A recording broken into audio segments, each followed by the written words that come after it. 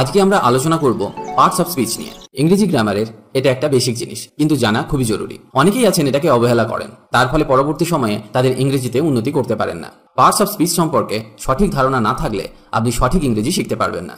জটিলভাবে না, খুব সহজে বোঝানোর চেষ্টা করব, যাতে আপনি একবার দেখলেই সারা জীবন মনে রাখতে পারেন। আমি আশা করি আর কোনোদিন ভুল হবে না আপনার। Welcome to Head Star Academy. Parts of speech এর মানে বাক্যের অংশ। What is parts of speech? Parts of speech কি?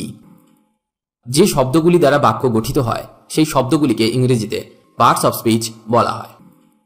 ইংরেজিতে পার্টস অফ স্পিচ 8 প্রকার, যেমন noun, pronoun, adjective, verb, adverb, preposition, conjunction, interjection. বাংলায় এদেরকে বলা হয় নাউন।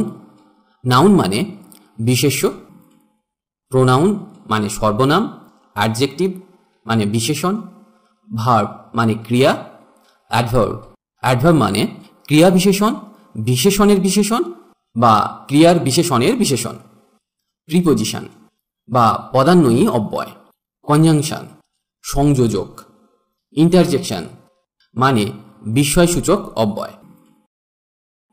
নাউন যে শব্দের দ্বারা কোনো কিছুর নাম বোঝায়, যেমন ব্যক্তি, বস্তু, জাতি, শ্রেণী, স্থান, কাল, অবস্থা, গুণ, দোষ ইত্যাদি বোঝায়, তাকে নাউন বলে। যেমন স্টুডেন্ট মানে ছাত্র, ডে মানে দিন, লেবার মানে মজুর, ক্লার্ক মানে কেরানি, ট্রি মানে গাছ, টেম্পল মন্দির, এগুলি সবই নাউন। এবার একটা উদাহরণ দেখা যাক। রহিম প্রতিদিন সকালে হাঁটে। রহিম ওয়াকস এভরি মর্নিং। রহিম ওয়াকস এভরি মর্নিং। এখানে রহিম হলো নাউন। তবে নাউনের আরও ভাগ আছে, সেগুলি নিয়ে আমি পরে আসছি।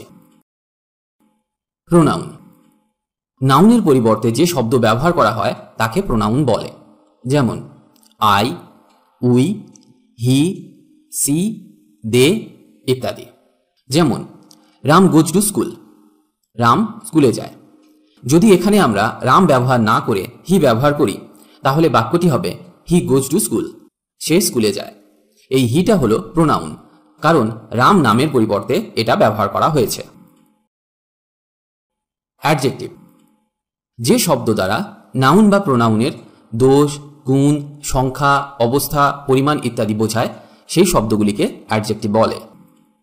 যেমন কয়েকটা উদাহরণ দেখা যাক। নাইস, নাইস মানে সুন্দর। রাইপ, রাইপ মানে পাকা। ব্রেভ, ব্রেভ মানে সাহসী। ফলস, ফলস মানে মিথ্যা। অনেস্ট, অনেস্ট মানে সৎ। ডিপ, ডিপ মানে গভীর। ভার্ব যে শব্দ দ্বারা কোনো কিছু কাজ করা বোঝায় তাকে ভার্ব বলে। যেমন লুক তাকাও, রান মানে দৌড়ানো, সি মানে দেখা, ওপেন মানে খোলা, রিড মানে পড়া, স্ট্যান্ড মানে দাঁড়ানো। অ্যাডভার্ব যে শব্দগুলি অ্যাডজেক্টিভ ও ভার্বের গুণ প্রকাশ করে বা অবস্থা বলে দেয় তাকে অ্যাডভার্ব বলে। যেমন আফটার, আফটার মানে পরে। এগেন, এগেন মানে আবার। বিফোর, বিফোর মানে আগে। মোর মানে অধিক। নেভার মানে কখনোই নয়। নাও মানে এখন। এগুলি প্রত্যেকটাই অ্যাডভার্বের উদাহরণ। প্রিপোজিশন যে শব্দ নাউন বা প্রোনাউনের পূর্বে বসে ওই নাউন বা প্রোনাউনের সঙ্গে বাক্যের অন্য শব্দের সম্পর্ক বুঝিয়ে দেয় তাকে প্রিপোজিশন বলে। যেমন in, on, into, over, above, to, এগুলি প্রত্যেকটি এক একটি প্রিপোজিশন। প্রিপোজিশনের ব্যবহার নিয়ে আমি কয়েকদিন আগেই একটি ভিডিও দিয়েছি, পারলে সেটি একবার দেখে নিন, তাহলে প্রিপোজিশনের ব্যবহার আপনার পুরোপুরি পরিষ্কার হয়ে যাবে। ইন্টারজেকশন যে শব্দ দ্বারা দুঃখ, আনন্দ, ঘৃণা, লজ্জা, বিস্ময় ইত্যাদি আবেগ প্রকাশ পায় তাকে ইন্টারজেকশন বলে। যেমন ওয়েল ডান মানে বেশ করেছ। গুড বাই বিদায়। সেম মানে ধিক বা কি লজ্জা। হুররে কি আনন্দ। ব্র্যাভো মানে সাবাস। কনজাংশন যে ওয়ার্ড দুটি শব্দ বা বাক্যকে সংযুক্ত করে তাকে কনজাংশন বলে। যেমন and, but, if, then, so, because ইত্যাদি। এবার একটি উদাহরণ দেখা যাক। সিট ডাউন, এটা একটি বাক্য। ওপেন ইউর বুক, এটাও একটি বাক্য। এবার এই দুটি বাক্যকে অ্যান্ড দ্বারা যুক্ত করা যাক। তাহলে হবে sit down and open your book. Sit down and open your book. তাহলে অ্যান্ড দুটি বাক্যকে যুক্ত করছে, অর্থাৎ অ্যান্ড হলো কনজাংশন। আবার একটি উদাহরণ দেখা যাক। রহিম ইজ এ বয়, এটা একটি বাক্য। আবার তিথি ইজ এ গার্ল, এটাও একটি বাক্য। এবার এই বাক্য দুটিকে সংযুক্ত করা যাক। Rahim is a boy but Tithi is a girl. Rahim is a boy but Tithi is a girl. এখানে বাট হলো কনজাংশন, কারণ বাট দুটি বাক্যকে সংযুক্ত করেছে। আশা করি আপনার মোটামুটি একটা ক্লিয়ার আইডিয়া হয়ে গেল পার্টস অফ স্পিচ সম্পর্কে। এবার চলুন নাউনের ভাগগুলি শেখা যাক। নাউন, আমরা একটু আগেই শিখেছি যে কোনো ধরনের নামকেই নাউন বলে। নাউনকে 5 ভাগে ভাগ করা হয়। এক হলো প্রপার নাউন, দ্বিতীয় হলো কমন নাউন, 3 নম্বর হলো কালেকটিভ নাউন, 4 নম্বর হলো মেটেরিয়াল নাউন অ্যান্ড 5 নম্বর হলো অ্যাবস্ট্রাক্ট নাউন। প্রপার নাউন, যে নাউন দ্বারা কোনো নির্দিষ্ট ব্যক্তি, বস্তু, স্থান, প্রাণী, দিন, মাস ইত্যাদির নাম বোঝায় তাকে প্রপার নাউন বলে। যেমন রাম, কলকাতা, ঢাকা, ডিসেম্বর, ইংল্যান্ড ইত্যাদি। এগুলো প্রত্যেকটাই এক একটা নাম, আর এগুলো প্রপার নাউনের উদাহরণ। কমন নাউন, যে নাউন দ্বারা কোনো ব্যক্তি বা বস্তুকে না বুঝিয়ে সাধারণত জাতিগত নাম বোঝালে তাকে কমন নাউন বলে। যেমন ম্যান মানে মানুষ, এখানে কোনো একটি মানুষকে বোঝায় না, সমস্ত মানুষকে বোঝায়।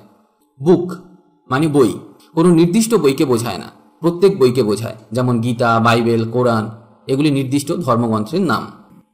কিং, কিং মানে রাজা, যা সমস্ত রাজাকেই বোঝায়। কালেকটিভ নাউন, যে নাউন দ্বারা অনেকগুলি ব্যক্তি বা বস্তুর সমষ্টিকে বোঝায় তাকে কালেকটিভ নাউন বলে। যেমন আর্মি, আর্মি মানে একজন সৈন্য নয়, একটি দলকে বোঝায়।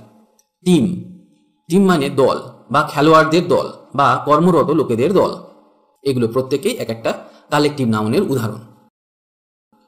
মেটেরিয়াল নাউন, যে মেটেরিয়াল বা পদার্থ দিয়ে কোনো জিনিস তৈরি হয় তাকে মেটেরিয়াল নাউন বলে। যেমন wood, iron, gold, oil, water ইত্যাদি। অ্যাবস্ট্রাক্ট নাউন, যে নাউন দ্বারা কোনো ব্যক্তি বা বস্তুর কিছু গুণ, ভাব বা অবস্থার নাম প্রকাশ করে তাকে অ্যাবস্ট্রাক্ট নাউন বলে। যেমন বিউটি, কাইন্ডনেস, উইজডম ইত্যাদি। আশা করি আপনার কাছে নাউন ক্লিয়ার হয়ে গেছে। এবার চলুন প্রোনাউন সম্পর্কে শেখা যাক। প্রোনাউনের 4টি রূপ আছে। 1 নম্বর হলো পার্সোনাল প্রোনাউন, যাকে বাংলায় বলা হয় ব্যক্তি বা পুরুষবাচক সর্বনাম। আবার ইংরেজিতে 3টি পার্সন আছে। এক হলো ফার্স্ট পার্সন, যার উদাহরণ হলো আই, উই ইত্যাদি। Second person you, yours. Third person he, him, she, her, they, them ইত্যাদি। 3 নম্বর রিলেটিভ প্রোনাউন, সম্বন্ধসূচক সর্বনাম। যে প্রোনাউন দ্বারা বাক্যের মধ্যে আগে ব্যবহৃত নাউন বা প্রোনাউনের সঙ্গে সম্বন্ধ তৈরি করা হয় সেই প্রোনাউনকে রিলেটিভ প্রোনাউন বলে।